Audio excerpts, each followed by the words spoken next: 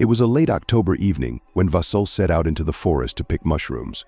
They had grown well after the recent rain, and he hoped to fill his basket. The forest air was fresh, but the frost was already beginning to cover the ground with a light silvery layer. Autumn brought with it cold nights and eerie whispers of the wind between the trees. Vasyl went deeper into the forest, leaving behind paths that increasingly disappeared in the mist. Darkness fell faster than he expected, and soon he had to use his flashlight. Its light cast long, distorted shadows that seemed alive. Suddenly, Vasyl noticed a strange flicker in the distance. He thought it might be a reflection of light from some metal surface, and decided to check it out.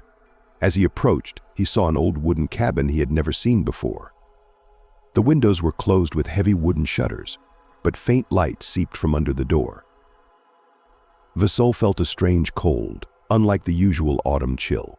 It was something else, something eerie, as if the forest itself was trying to warn him of danger. However, curiosity won, and he cautiously approached the door. As he raised his hand to knock, the door slowly opened by itself, creaking on old hinges. Vasyl peeked inside and saw an empty room with a fireplace where a few embers barely glowed. In the center of the room stood a large wooden table with a book on it. Vasyl carefully approached and opened it. The book was old, with yellowed pages covered in incomprehensible symbols. Suddenly, the forest silence was broken by a distant wolf howl, making Vasyl shudder. He decided it was better to return home, but when he turned to the door, he saw it was now tightly closed. Panicking, he tried to open it, but to no avail, the door wouldn't budge. Figures began to emerge from the shadows in the corner of the room.